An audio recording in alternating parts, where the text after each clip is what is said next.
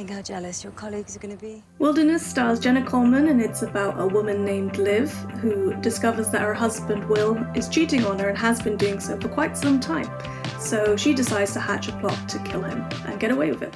I think we're really uncomfortable with women being angry and expressing it. Like, since you're a kid, you're told as a girl to be quiet and be good, and you see boys' behaviour treated in a completely different way. So it felt like a very deliberate thing that we were tackling, didn't it? Addressing female rage. Yeah. And I think there's a sense of shame with hysteria, especially with women, and it's codified in a way that is kind of buried deep underneath in our society. And I think it was really important for us to show that women could be vulnerable and also filled with anger and rage, because we're human. So yeah, I think that's a great theme to discover and go on a journey with Liv. What's her name? Jenna was, I was not super familiar with her work, but I saw The Cry, which was incredible. And what's that other? The Serpent. Oh, yeah, the sci-fi. Oh, well, Doctor Who. Yeah. Doctor Who. Doctor Who. Yeah. Doctor Who, of course. I knew about that show, but I saw The Serpent, and I was amazed by her work.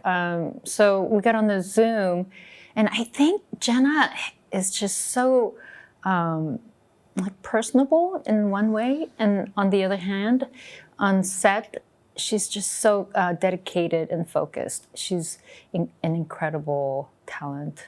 I'm just awed. I was awed by her work, essentially, yeah. We were very lucky. She was top of the list. Liz Kilgarriff, our fellow executive producer, had worked with her before on The Cry and just was singing her praises. Obviously, as a native Brit, I've seen most of her output and loved her. And then it's about, with all these things, like going on a wing and a prayer and hoping that she responded to the scripts, which fortunately she did. There were all 6 scripts written before we brought the cast on. So yeah, sent them to had a Zoom conversation. I think you had quite an early call with her from LA. Yeah. So then it's just discussing the themes, checking that you're all aligned in what you want to be portraying, and then boom, you get her.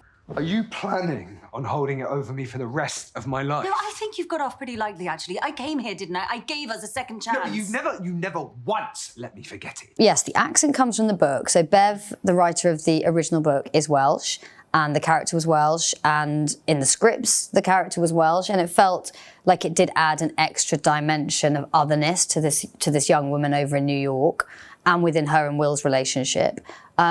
But at the same time, when you're lucky enough, when Jenna Coleman says yes, you say, okay, well, it's up to you. Like, Bev's been really fantastic as a collaborator, so it could have changed if we wanted it to change. But Jenna is such a sort of truthful performer, I'd say, that she wanted to do, she wanted to honour the original intention. And then for her, I don't want to speak to her craft, but she is just so dedicated in what she does. She just goes about putting in the hours. So she had a brilliant voice coach, Rasheen, and they worked together a huge amount before the show began and then during the show. So it really is just hard work and dedication to her craft, I'd say. She also had recordings of certain dialogue, like lines, that she listened to before we shot. So she would check in with her voice coach in the morning before she got on set. And before the scenes, she would listen to it again. It was quite rigorous for her. What's your worst fear? So the aforementioned Liz Kilgarriff, our fellow executive producer, I was working with her. We'd worked together before on 13 and Gold Digger.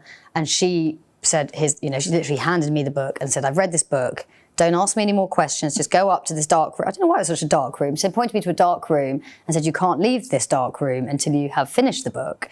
And I really did read it in one go, not least because I had been sort of forbidden from leaving. And of course, I was drawn in by the very twisty, turny, plottiness of it. But actually the thing that excited me, apart from the amazing show-stopping locations that Bev had chosen for the characters to visit, was this chance to tell a relationship drama, but get it like instantly out of the domestic sphere. So you're just turbocharging something and it gets natural stakes. So those were the things that initially brought me in, and it had to have, I mean, personally, I always want it to have a female protagonist, so obviously it did with Liv, and I knew I could build out the things I wanted to build out with her character. The biggest challenge, I think, in adaptation, of course, there's always things that work brilliantly on page that just won't translate to a visual medium, however brilliant So is.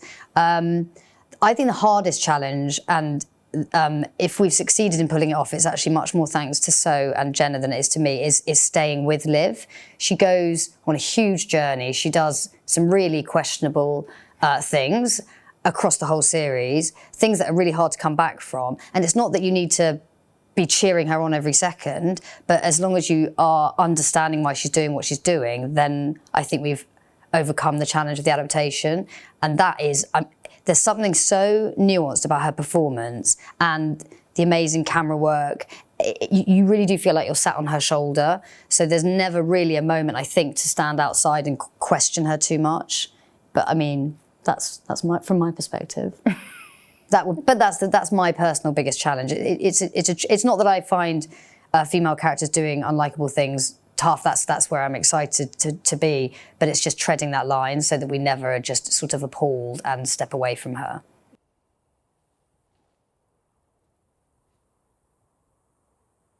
You can't not do something just because you're scared of it. Yeah, I think from the beginning, Marnie and I were on the same page about how we wanted to approach this journey for Liv.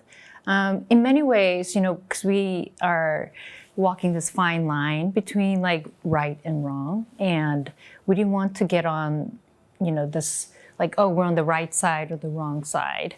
So we wanted to be with her constantly and take the point of view of this experiential take on each of the scenes. I don't know, I think like working with Kat Westergaard, our DP, we came together to this like point of view of intimacy as well as expansive settings that we are putting our characters in. And it was really trying to focus on emotional journey for Liv. It's so nice to meet you.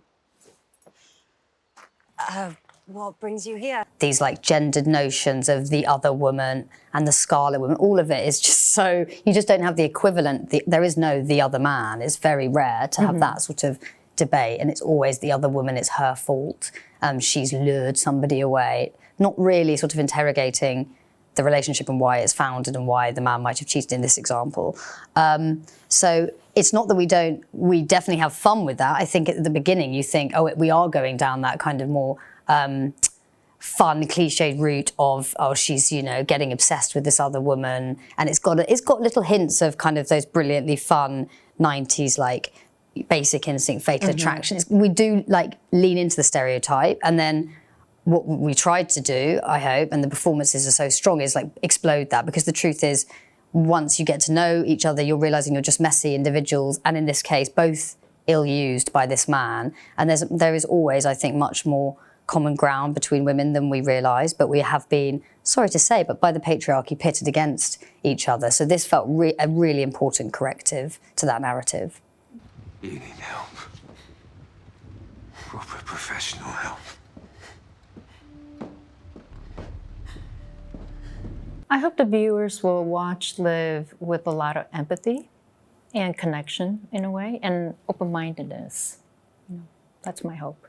Yes, and realise, like, I don't think we're ever that far away from these big decisions that she makes. I think like that's what So mentioned earlier, like this primitive, rageful side to women, which we've always been told not to express, is there. And the more we're told not to express it, the more it kind of tinderboxes out. So I think by the end of I personally end the series with her and on her side. So I hope viewers do too.